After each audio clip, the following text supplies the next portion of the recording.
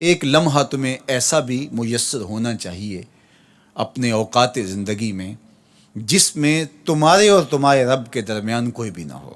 وَتَبَتَّلْ إِلَيْهِ تَبْتِيلًا، سب سے کٹ کے الگ تھلگ ہو کے بالکل یکسوئی کے ساتھ تم اپنی زندگی کے وہ لمحے اپنے رب کے ساتھ جوڑ دو.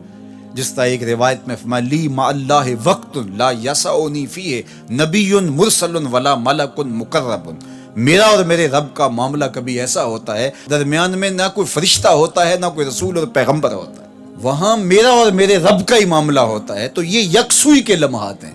تو ہمیں بھی حضور علیہ الصلوۃ والسلام کے سینے سے نور لے کے اپنی زندگی میں کچھ ایسے اوقات مقرر کرنے چاہیے. اور وہ بہترین وقت میرے رب نے خود بیان فرمایا ناشیۃ اللیل ہے، وہ سحری کا وقت ہے، وہ رات کے لمحے ہیں، وہ پچھلے پہر کی مبارک گھڑیاں ہیں جب رحمتیں چھم چھم اتر رہی ہوتی ہیں اور اللہ کی رحمتیں بندے کا استقبال کر رہی ہوتی ہیں.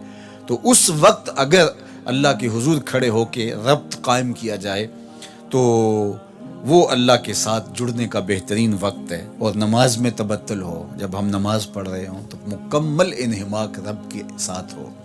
سیدنا علی المرتضیٰ رضی اللہ تعالیٰ عنہ کے بدن میں تیر لگا ہے اور وہ نماز میں مصروف ہیں اور تیر نکال لیا جاتا ہے. جب سلام پھرتا ہے تو پھر آپ کو پتہ چلتا ہے کہ یہ تو جو ہے وہ تیر تھا جو نکال لیا گیا.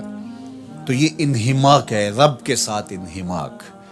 اور وہ فرمایا گیا حدیث جبریل میں کہ اپنے رب کی اس طرح عبادت کرو کہ گویا تم اسے دیکھ رہے ہو.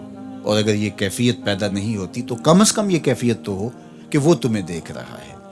فاتخذہ وکیلا، اور اسی کو کارساز بناؤ، اسی پر توکل، اسی پر بھروسہ، اپنے امور اسی کے سپرد کرو.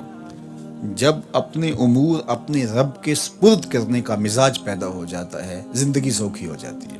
تدبیر کریں، اس کے لیے حکمت عملی ضرور آپ وضع کریں، لیکن کچھ کام کر کے اللہ پہ چھوڑ دیں. اور توکل بھی یہی ہے کہ آپ گھٹنا بھی باندھیں اور سپرد اللہ کے کر دیں. اسی کی طرف سے کام ہوتے ہیں اور وہی کارساز حقیقی ہے. تو فرمایا کہ فاتخذہ وکیلا، اسی کو کارساز بنا لیجئے اور اسی پر اپنے کاموں کو چھوڑ دیجئے. جو کشتیاں اس کے نام پر ڈال دی گئیں وہ ڈوبتی نہیں ہیں، وہ منزل تک ساحل تک پہنچتی ہیں. تو ہمارا تو اتنا ہی کام ہے کہ کشتی ڈال دی، لیکن اس کو پار لگانا تو اسی کا کام ہے. تو اسی لیے ہم سواری پر بیٹھتے ہوئے کہتے ہیں کہ مالک اس کو مسخر تو نے ہی کیا ہے ہمارے لیے، ہمارے میں طاقت تو نہیں تھی کہ اس کو مسخر کر سکتے. تو یہ اس کے کرم سے ہوتا ہے.